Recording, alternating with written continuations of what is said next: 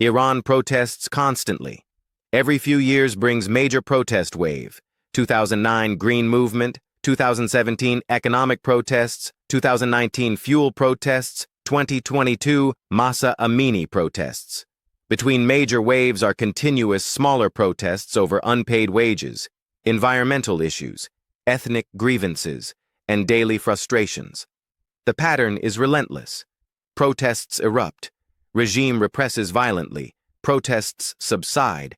Grievances accumulate. Protests erupt again.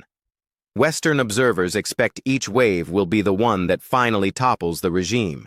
Protesters risk their lives believing change is possible. Yet 45 years after revolution, the Islamic Republic survives. The protests keep happening, but nothing fundamentally changes. The regime doesn't fall. The economic problems don't get solved. The political restrictions don't ease. If anything, hardliners consolidate control after each protest wave. Why does this pattern persist? The answer combines demographics that guarantee continued unrest with regime resilience mechanisms that prevent protests from achieving revolution. Iran has demographic time bomb. 60% of population under 30 with no jobs, no prospects, and no loyalty to regime. This ensures protests will continue indefinitely because young, desperate populations protest regardless of consequences. But the regime has proven it can survive protests through combination of violence, economic subsistence provision to key constituencies, international isolation preventing external support for opposition, and opposition fragmentation. The protests keep happening because demographic and economic pressures are unrelenting. Nothing changes because regime survival mechanisms are more robust than protest movements. The result is stalemate where neither side can win. Protests continue but don't succeed. Regime survives but can't restore stability. Understanding this stalemate requires examining why protests are inevitable, why they fail, and what breaks stalemates when neither side can achieve victory. The demographic pressure is structural and irreversible. Iran's population pyramid shows bulge of youth entering adulthood, product of high birth rates in 1990s and early 2000s. Approximately 50 million Iranians are under 30 out of total population of 85 million. These young people need jobs, housing, and economic opportunity, but Iranian economy cannot provide. Official youth unemployment is 25 to 30%, but real unemployment, including underemployment and discouraged workers, is probably 40 to 50%. University graduates cannot find jobs matching their education. Engineering degrees lead to taxi driving. Medical training leads to emigration.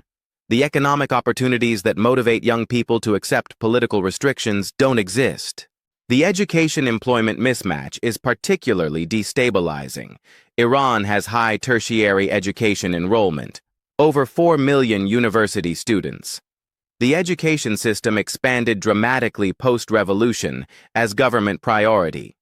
But economic growth didn't keep pace. Iranian economy cannot absorb millions of university graduates annually into skilled employment. The result is educated unemployed, the most dangerous demographic for regime stability. Uneducated poor can be bought off with subsidies and convinced their poverty is inevitable. Educated unemployed know they have skills and potential but are blocked from using them by economic mismanagement.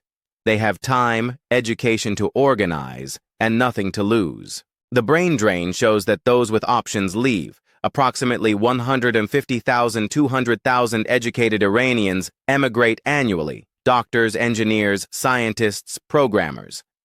The emigration rate for university graduates approaches 10% annually.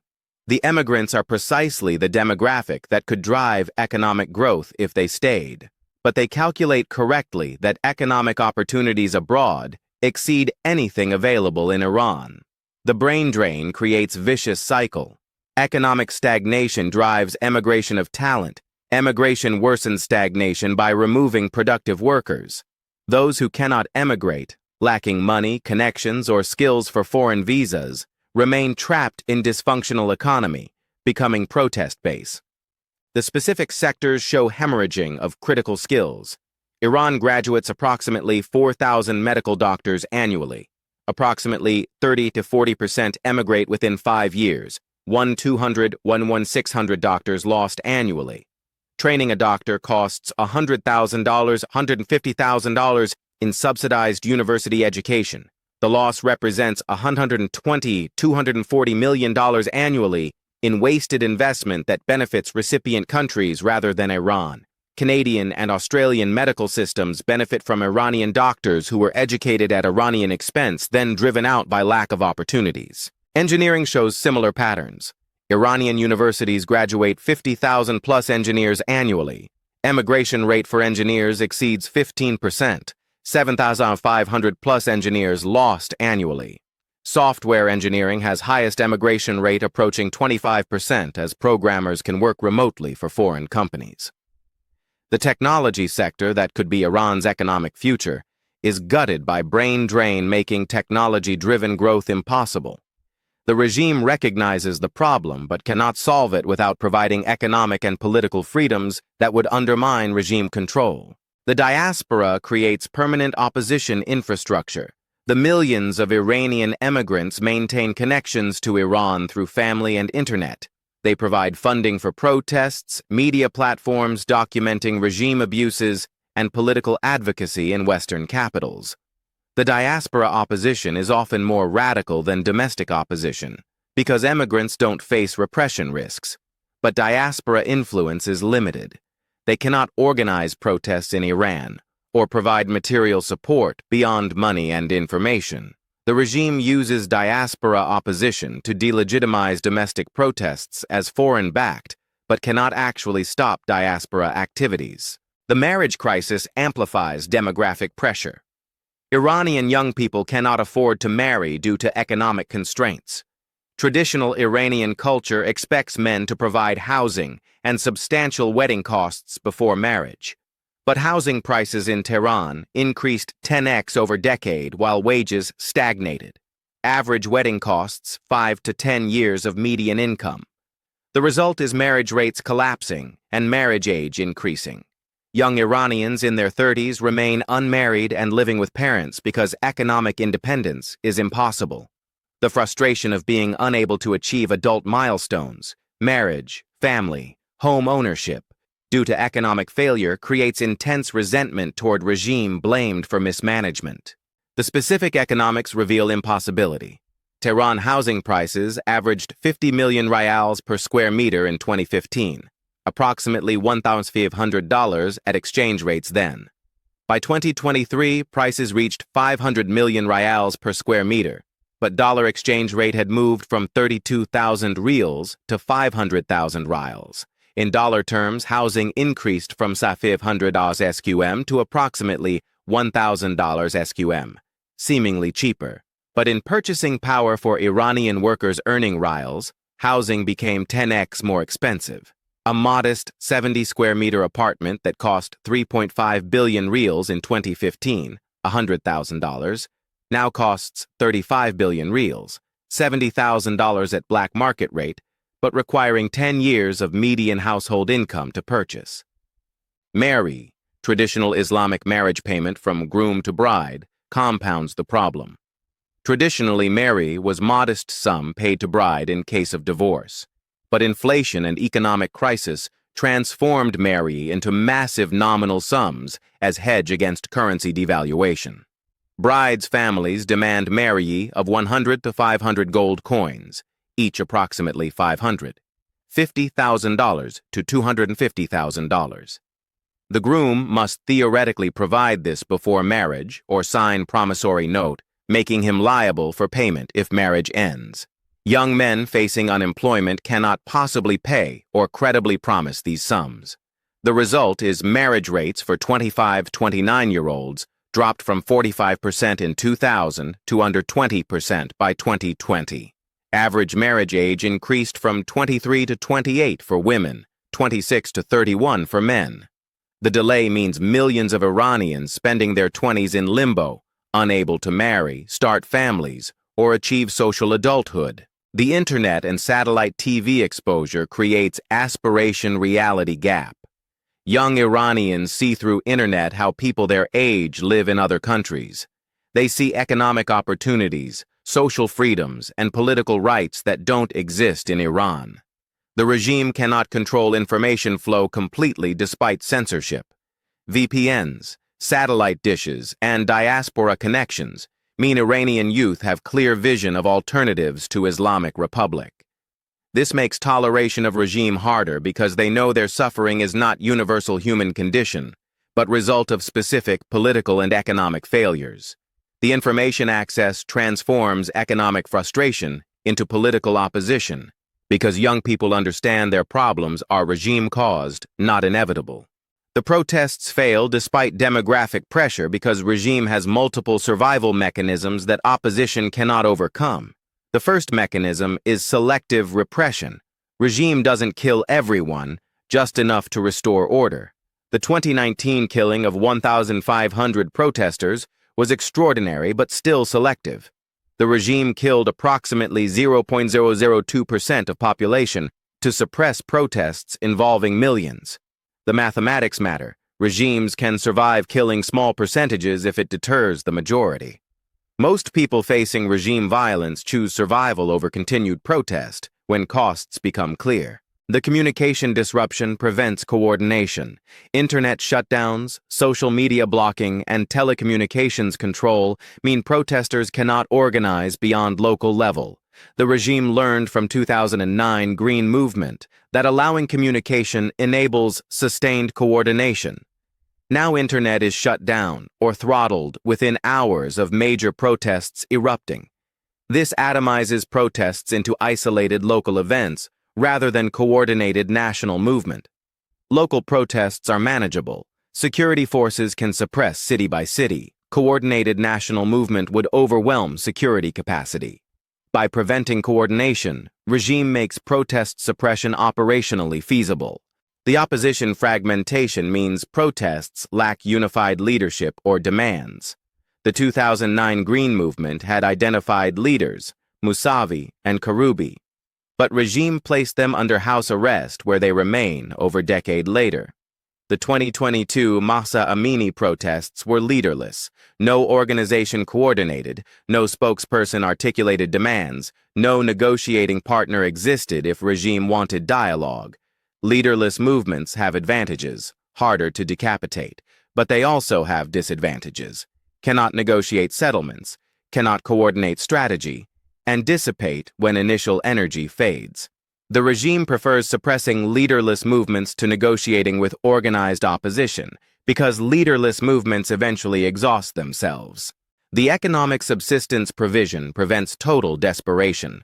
Despite economic crisis, most Iranians still eat. The subsidy system is degraded but not eliminated. Government employment still exists. Approximately 40% of workforce is government employees or pensioners. This creates population segment with direct economic dependence on regime survival. The public sector employees might sympathize with protests, but have interest in regime stability because their wages depend on it. The regime has shrunk the pie but still controls its distribution, giving it leverage over those dependent on state employment and subsidies. The public sector dependency is deliberate regime strategy. Iran's government employs approximately 3.5 million people directly: civil servants, teachers, healthcare workers, state enterprise employees. Pensioners add another 2+ million receiving government payments. Including dependents, approximately 20-25 million Iranians, 25 to 30% of population, derive income directly from government. These families have immediate interest in government continuing to function regardless of political views. A teacher earning 50 million rials monthly, $100, knows it's inadequate, but also knows private sector offers no alternatives. The public sector employment is regime insurance policy, creating millions with economic stake in stability. The payment system shows control mechanism. Government salaries are typically paid on specific dates, multiple times monthly in small installments. This creates dependency where missing even one payment causes immediate crisis for families living paycheck to paycheck. During protests, regime can implicitly threaten that continued unrest might disrupt payment systems. The threat doesn't need to be explicit. Public sector workers understand that economic chaos from successful revolution might mean lost payments. The regime deliberately keeps public employees financially precarious enough to fear change, while providing just enough to maintain loyalty. The security forces remain loyal because regime provides them privileged economic position and ideological commitment. IRGC officers control economic empires and face prosecution if regime falls. BCG members receive modest payments and social status from regime connection. The security apparatus has material incentive to defend regime plus ideological training, emphasizing that they're defending Islam against foreign-backed sedition. The combination keeps security forces willing to shoot protesters when ordered, despite some soldiers probably sympathizing with grievances. As long as security forces stay loyal and willing to use violence, protests cannot succeed through street action alone. The international isolation prevents external support for opposition. Unlike 1979 revolution where Shah lost American support, Islamic Republic faces no similar abandonment by backers because it has no external backers to lose. Russia and China provide diplomatic support but no security guarantee. The regime doesn't depend on external legitimacy or support for survival. It's self-sufficient in repression. Western sanctions don't empower opposition. They weaken economy, making population more desperate but also more dependent on regime-controlled distribution of scarce resources. The sanctions create grievances driving protests but don't provide opposition with resources to overcome regime's security apparatus. The protest repression cycle creates fatigue on both sides. Protesters face exhaustion from repeated cycles where enormous risk produces no results. Many protesters from 2009 are now middle-aged with families and less willing to risk death. The 2022 protesters will face same aging process. Today's 20-year-olds risking everything will be 35 with children in 2037, less willing to protest when next wave comes. The regime faces exhaustion too. Security forces must repeatedly mobilize, economic system must weather repeated disruptions, international criticism accumulates. But regime survival is existential while protest participation is choice. The asymmetry favors regime in extended stalemate. The historical pattern of failed revolutions shows obstacles opposition faces. Most protest movements fail. That's why successful revolutions are historically rare. The successful revolutions, France 1789, Russia 1917, Iran 1979, required combination of economic collapse, military defection, elite fragmentation, and external pressure that aligned to overwhelm regime. Iranian protests have some elements, but not all. The economy is terrible but not completely collapsed. People are hungry, but not starving. The military is unhappy, but not mutinous. Elites are divided, but hardliners control security apparatus. External pressure exists, but no external power is prepared to intervene. Without alignment of all factors, protests can disrupt, but not overthrow. The middle-income trap thesis suggests economic development creates regime vulnerability at specific income levels. Authoritarian regimes are stable when populations are very poor or relatively prosperous. The danger zone is middle income, where populations have enough education to organize, but not enough prosperity to be satisfied.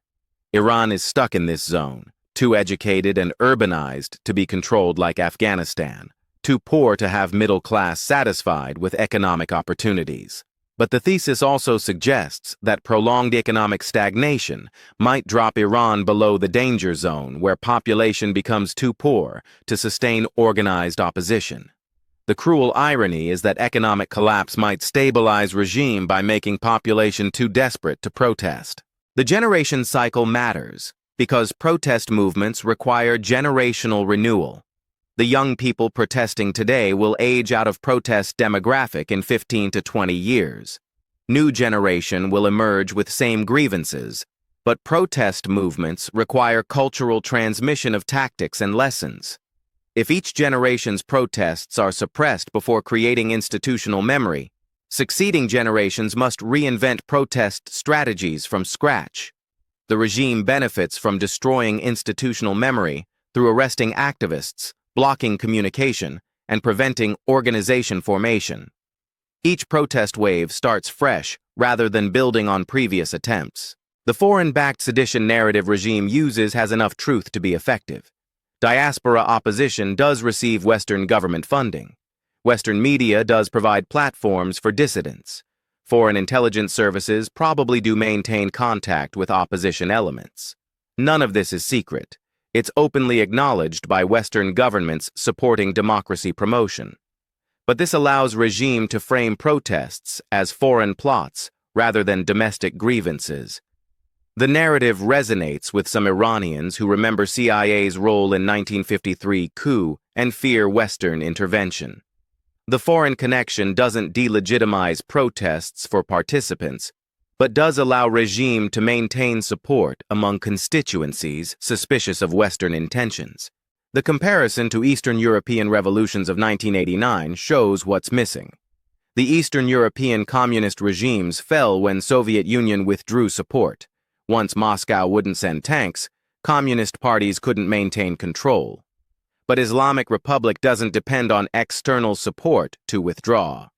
The regime isn't propped up by foreign power. It's self-sustaining through domestic repression. The fall of Soviet Union demonstrated authoritarian systems dependent on external support collapse when support ends. But self-sufficient authoritarian systems like China's Communist Party or Saudi absolute monarchy can persist indefinitely through domestic coercion. Iran resembles the latter more than former. The protest persistence despite failure reflects rational calculation by protesters. Even unsuccessful protests impose costs on regime, economic disruption, international criticism, risk of escalation. Repeated protests prevent regime from stabilizing and normalizing. The protesters don't need to believe each protest will succeed. They just need to believe protests keep pressure on regime and eventually something will break. The something might be Khamenei's death, triggering succession crisis, economic collapse, overwhelming regime capacity, military coup by pragmatists, or external intervention if regime overreacts. The protesters cannot predict what breaks stalemate, but rational strategy is maintaining pressure, hoping for opportunity. The nothing changes because both sides are trapped in equilibrium, neither can break through available means. Regime cannot restore prosperity or provide political freedoms without undermining its authority. The political and economic changes necessary to satisfy protesters would ultimately end Islamic Republic as it exists. Protesters cannot overthrow regime without security force defection or external intervention, neither of which are forthcoming. The stalemate persists until one side gains advantage from external shock, demographic collapse, economic breakthrough, Khamenei succession crisis, regional war creating opportunity, or regime successfully eliminating opposition capability through mass killings. The current trajectory is slow regime decline through economic deterioration and brain drain, but slow decline can persist decades before crisis. The protests will continue because demographic pressure continues. Nothing will change until structural factors shift in favor of one side. The question is whether regime declines slowly enough that hardliners die of old age before system collapses, or whether accumulating pressures produce sudden crisis that overwhelms regime capacity. The timeline is unknowable, but the instability is permanent feature until regime changes or opposition exhausts itself completely. The stalemate mathematics are simple but brutally clear. Regime needs maybe 200,000 to 300,000 security forces willing to shoot protesters to maintain control. Iran has 85 million population. If 1% actively protests, 850,000 people, security forces can suppress through selective killing and mass arrests. If 5% protests, 4.25 million, the security forces are overwhelmed and regime falls. But getting from 1% to 5% requires either catastrophic regime error that radicalizes middle ground or external catalyst that shifts calculations. Neither has occurred despite repeated protest waves. The regime errors that could trigger cascade are obvious, but regime has avoided them so far. Using chemical weapons against protesters would cross line, making international intervention probable. Killing Khamenei's designated successor would trigger IRGC coup. Starting war with neighbors would stretch security forces, enabling domestic uprising. Completely eliminating subsidies would trigger nationwide uprising, impossible to suppress. The regime has repeatedly approached these lines, but pulled back. 2019 killed 1,500 but not 15,000. Internet is shut down, but not permanently. Subsidies are cut but not eliminated. The calibrated repression continues because regime understands boundaries. The opposition path to victory requires one of several unlikely scenarios. Mass military defection requires security forces deciding protesters' cause is just and regime is doomed. Happened in Tunisia and Egypt, but not Syria or Iran so far. External intervention requires foreign powers deciding regime change is strategic priority worth military costs. Happened in Libya, but unlikely in Iran given nuclear program and regional complications. Economic collapse triggering starvation requires sanctions or mismanagement so severe that government cannot feed population. Possible, but sanctions typically hurt population before hurting regime. Elite coup requires IRGC pragmatists deciding regime change necessary to prevent total collapse, possible during succession crisis, but Khamenei remains alive. The wild card is accumulation. Each protest wave radicalizes more people, erodes more legitimacy, and depletes more regime resources. The protests in 2009 killed dozens, 2017 killed dozens, 2019 killed 1,500, 2022 killed hundreds. The escalation shows regime requiring more violence to suppress protests of similar size. The escalation cannot continue indefinitely without crossing threshold that triggers military coup or intervention. But the threshold might be 10,000 dead or 100,000, unknowable until crossed. Alternatively, repeated protests might exhaust population into accepting authoritarian control as unavoidable. Which scenario plays out depends on unpredictable factors like Khamenei's death timing and regime's desperation level in response to future protests.